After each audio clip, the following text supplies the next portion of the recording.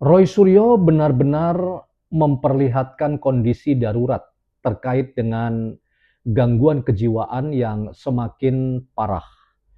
Itu adalah sebuah tesis statement yang tentu saja harus diuji terlebih dahulu dengan pemeriksaan yang sangat mendalam.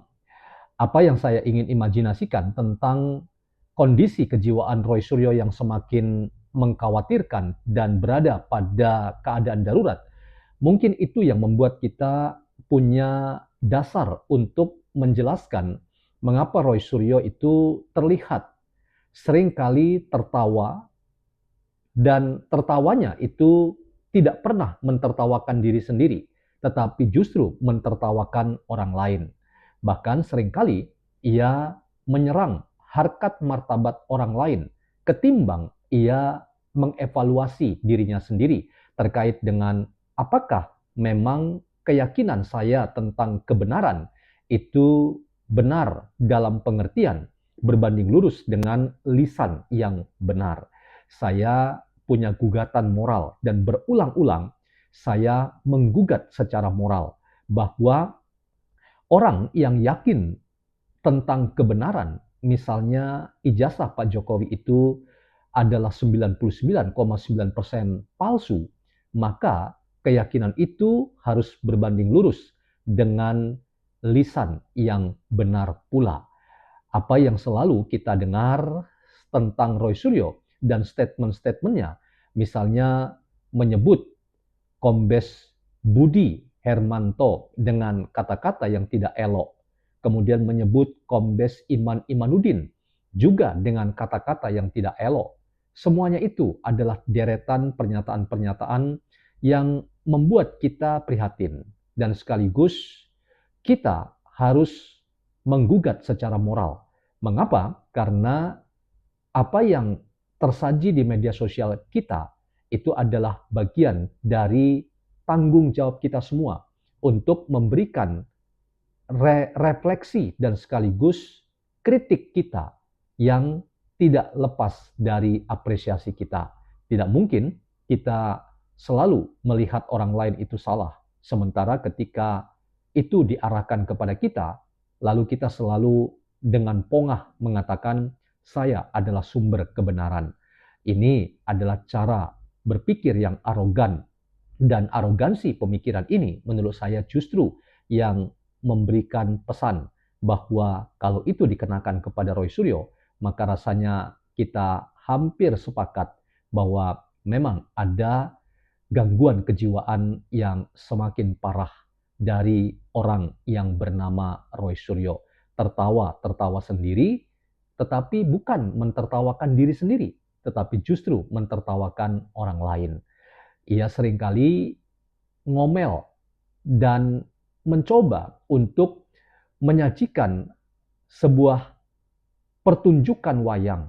Tetapi wayang-wayang itu adalah representasi tentang orang lain. Entah itu Pak Jokowi, entah itu termul-termul yang ia selalu sebut-sebut itu, atau Ibu Eli Daneti yang ia sering katakan sebagai mak lampir, dan banyak yang lain. Termasuk Agripanani yang seringkali juga ia sebut sebagai orang yang terindikasi, ya sekali lagi menurut Roy Suryo, terindikasi ODGJ. Ini harusnya kita berani katakan apakah tidak terbalik yang ODGJ dan gangguan kesehatan mental atau kejiwaan itu ternyata orang yang kerjanya mentertawakan orang lain. Saya dari perspektif filsafat teman-teman selalu memberikan informasi kepada mahasiswa saya. Jadi puncak berfilsafat itu adalah bisa mentertawakan diri sendiri. Mengapa? Karena kita berpotensi salah. Karena kita bisa salah atau bahkan manusia itu gudangnya salah, maka kita bisa mentertawakan diri sendiri.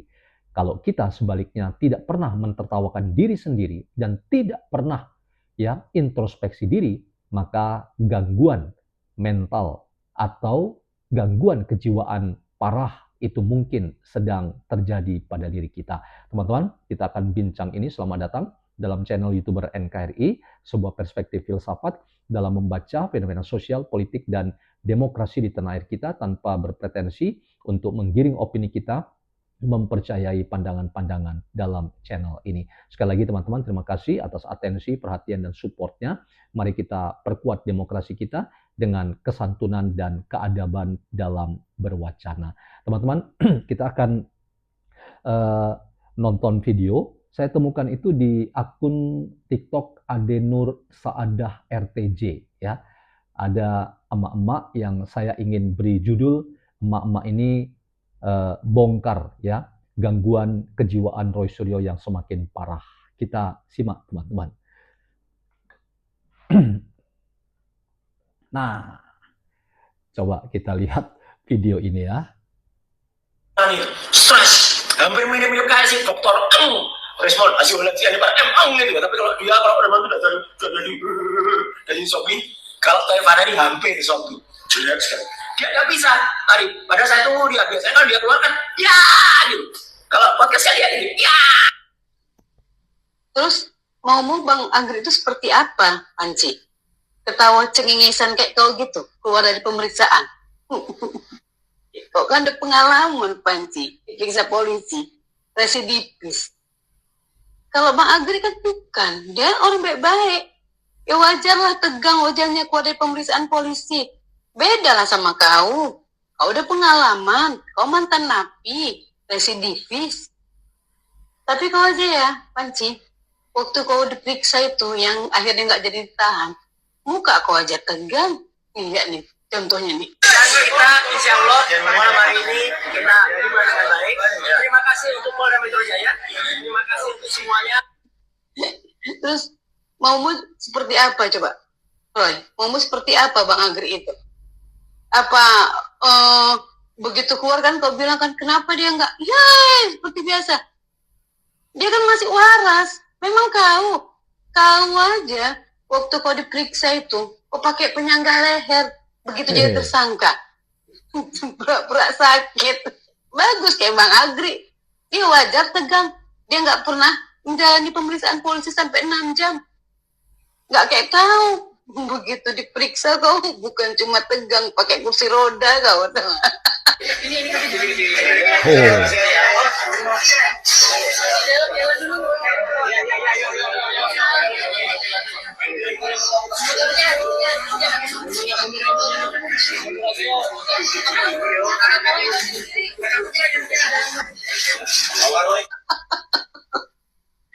Panci.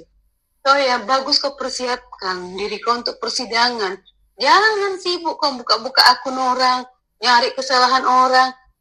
Terobsesi kali ini sama YouTuber Nusantara ini. Terobsesinya luar biasa, terutama sama Bang Andi. Setiap diwawancarai orang dibawa lah itu yang profil YouTube-nya Bang Andi. Apokat. Itu kan ada singkatannya. Memang dia kayak kau nggak ngerti hukum, dia tulis advokat, terus kau pasangkan itu dengan undang-undang advokat. Dia juga ngerti, makanya itu pakai advokat itu singkatan. Aku nggak lupa, tapi itu singkatan, bukan profesi dia advokat.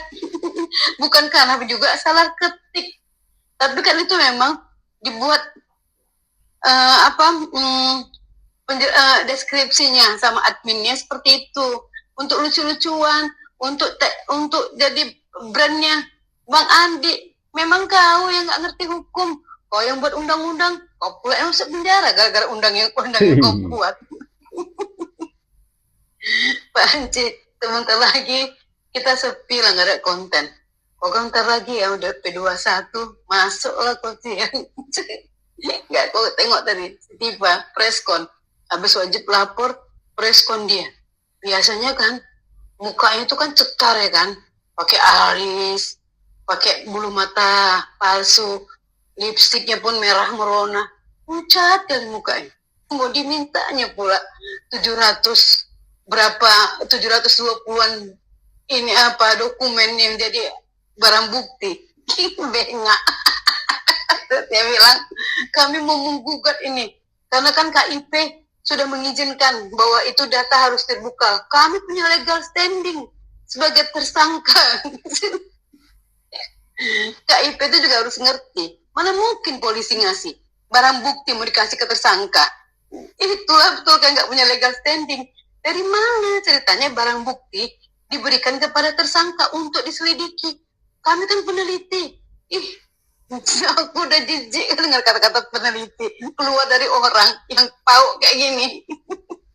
Peneliti keluar dari orang penipu kayak kau, Dipa. Udah, udah geli aku dengar kata-kata peneliti itu. Yang ngaku-ngaku Socrates, ngaku-ngaku udah ilmunya setingkat oracle. Nanti ya, kau tunjukkanlah keorekalan kau di depan persidangan, di depan hakim. Kau tunjukkanlah gimana. Tahun yang lalu memang kamu menghadapi seperti ini, ya, seperti Socrates, ya, kemudian Hipatia, Al-Halai, Ibnu Rushd, ya, Galileo Galilei. Jadi biasa saja gitu ya, kita jadi saksi, kemudian kita naik jadi terlapor, kemudian naik jadi tersangka, terdakwa di penjara, itu biasa buat ilmuwan. Sekarang itu si Rizal Fadilah itu mau nggak mendumaskan pula lagi soal penemuan di pasar Pramuka. Kan tiap preskon seolah-olah punya nopung. Itu nopung di persidangan, punya bukti baru. Itu lagi. Sekarang balik lagi ke pasar Pramuka. Nanti balik lagi ke ini, ke skripsi. Balik lagi ke watermark udah terbantahkan ya kan. Apalagi udah ada gadget Adam itu kan. Udah nggak dibawa lagi lah tuh ijazah andalan tuh. Ini ijazah asli, alumni tahun 1985. Ini asli, punya almarhum kakak teman saya ini. Fakultas Kehutanan tahun lulus bulan Mei 1985. Sementara Pak Jokowi lulusnya November 1985. Sekarang nggak dibawa lagi lah itu. Ketika sama-sama punya gadget Adam, dibawa lah ijazah bininya yang lulus tahun 91 sama mamaku. Baik teman-teman, kita sudahi ya nontonnya. Saya mencatat beberapa poin penting ya dari emak-emak ini. Saya terus terang ya nggak tahu siapa nama kakak ini ya. Mungkin saja namanya sesuai dengan akun TikTok ini ya, Kak Ade Nur Saadah RTJ ya. Makasih Kak untuk banyak catatan-catatan kritis yang kakak sampaikan. Nah, saya ingin fokus ya pada tadi yang saya sampaikan di awal ketika narasi saya bangun ya, bahwa kita patut menduga, sekali lagi teman-teman ya, patut menduga. Jadi kita tidak sedang memframing atau sedang menghakimi Roy Suryo tentunya. Jadi patut menduga ini tentu ada di ruang imajinasi. Artinya kita juga terbuka kalau ada misalnya bantahan, konfirmasi terbalik dan ingin mengcounter apa yang saya sampaikan ini. Bahwa kita patut menduga Roy Suryo ini mengalami gangguan kejiwaan yang semakin parah. Paling tidak dengan tadi di awal ya tertawa ya terbahak sendiri, kemudian akhirnya mencoba mengekspresikan ya orang-orang yang ia tidak suka, dan karena tidak suka maka ya begitulah ekspresinya ya.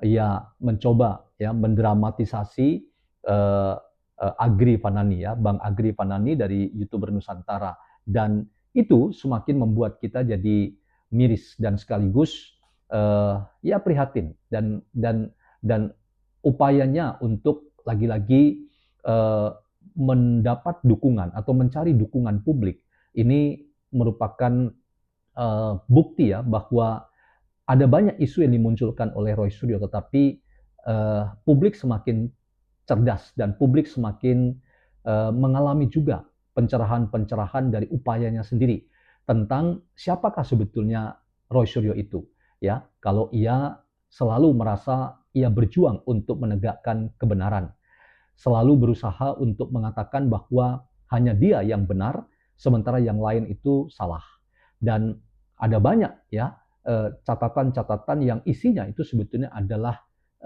upaya untuk mendowngrade reputasi seseorang, termasuk juga ya merendahkan harkat martabat orang lain dengan menyebut orang lain itu dengan kata-kata yang tidak pantas dan tidak senonoh. Misalnya Kombes Budi ya plesetkan menjadi Kombes Behudi ya dengan tambahan kata dalam waktu dekat. ya, karena ia mencoba ya untuk menjelaskan P21 yang tidak kunjung muncul, lalu ia coba membangun narasi bahwa karena P21 tidak muncul-muncul, dan kemudian ia coba menyebut dengan cara-cara yang tidak pantas, dan cara-cara itu menurut saya adalah sangat ya menghina dan merendahkan martabat orang lain, termasuk Kombes Iman Imanuddin ya bersama dengan Refli Harun selalu muncul kalimat bahwa Kombes Iman itu tukang gosip, bahkan terakhir mereka podcast ada kata ya tukang bohong juga ya, dan ini menurut saya kata-kata yang tidak pantas diucapkan oleh orang yang dalam konteks ini adalah orang yang punya gelar darah biru ya, KRMT, bahkan terakhir ia menyebut nama Sultan untuk meyakinkan publik bahwa Sultan akan menurunkan sabda raja untuk membela dirinya ya. Siapa sebetulnya Roy Suryo sampai seorang sultan itu kemudian berjanji ya akan menurunkan sabda raja untuk memberikan keterangan terkait dengan posisi ijazah Pak Jokowi, yang dalam keyakinan Roy Suryo Sultan berpihak kepada dirinya. Ini sudah dibantah oleh kerabat Kesultanan Yogyakarta sebagai ngawur dan tidak benar, dan itu kemudian hilang begitu saja. Nah, catatan-catatan ini teman-teman semakin memperkaya kita untuk sama-sama pada akhirnya mempertanyakan ya sosok Roy Suryo yang selalu menghiasi media sosial kita. Dan saya pernah mengatakan ia sebetulnya dihadirkan dalam diskusi di banyak channel-channel mainstream maupun periferi ya, itu sebetulnya bukan karena ia pakar atau karena ia orang yang tahu ya dan ahli dalam bidang tertentu, tetapi justru kita bertanya-tanya ya, mungkin saja bahwa ia dihadirkan, sekali lagi mungkin saja, hanya sekadar ingin ya mempertontonkan ada seorang badut dalam media yang bernama Roy Suryo. Nah, jadi mengapa? Ya karena lawaan-lawaannya dan bukan keseriusannya dan analisisnya yang tajam dan meyakinkan publik bahwa ijazah Pak Jokowi itu 99,9% palsu misalnya. Karena sampai hari ini kalau kita jujur teman-teman, kita belum pernah melihat secara jelas presentasi Roy Suryo tentang angka 99,9% ijazah Pak Jokowi itu palsu. Ia tidak pernah ya melahirkan sebuah ilmu, katakanlah hasil penelitian yang ia publikasikan, dan selalu yang ia puji-puji itu buku ya Jokowi's White Paper yang sumbangannya itu cuma 49 halaman dan isinya pun bukan tentang teori atau metodologi ya telematika yang sering kali ia katakan kanjeng ya telematika dan seterusnya, yang itu semua memberi bukti kepada kita bahwa ya Roy Suryo itu hadir memberikan keterangan sebagai narasumber bukan karena kepakarannya, tapi karena ia menjadi badut dalam media sosial kita. Nah, jadi kalau kembali ke pernyataan saya di awal, ibu tadi ya, emak-emak tadi, kakak tadi memberikan pesan kepada kita ya, ketika Roy Suryo mempertontonkan mentertawakan orang lain dan tidak pernah mentertawakan diri sendiri, maka kita patut menduga bahwa memang ada gangguan kejiwaan yang serius, dan emak-emak tadi ya menolong kita untuk menemukan ya narasi-narasi dari puzzle-puzzle narasi yang bisa disusun menjadi cerita tentang mengapa Roy Suryo itu bermasalah, karena ya ia selalu mentertawakan orang lain, mengolok-olok orang lain ya. Ibu Eli Danati disebutnya mak lampir misalnya, tetapi tidak pernah ia mentertawakan dirinya sendiri karena ia merasa arogan, ia adalah sang kebenaran, padahal saya selalu ulang-ulang katakan teman-teman, kebenaran itu selalu bersifat relasional. Kebenaran itu selalu dibangun dalam kesadaran bahwa saya membutuhkan orang lain dan saya ingin agar orang lain juga menjadi bagian dari cerita tentang kebenaran. Bukan saya memaksakan kebenaran saya untuk orang lain ikuti, lalu saya tidak peduli dengan orang lain yang berpendapat berbeda. Jadi teman-teman, kalau emak-emak tadi membongkar sosok Roy Suryo ya yang ia sebut Panji, mungkin itu bagian dari kita menjaga kewarasan publik kita agar kita tidak terkecoh, terkontaminasi oleh virus Roy Suryo yang sekali lagi ya, ia hanya mempertontonkan persoalan kejiwaan yang semakin parah. Teman-teman, itu catatan saya. Semoga saya tidak berlebihan dan mari tetap jaga kewarasan publik dan jangan mau kalah oleh disinformasi, fitnah, dan kebencian. Semoga ada manfaatnya teman-teman dan salam hormat YouTuber NKRI.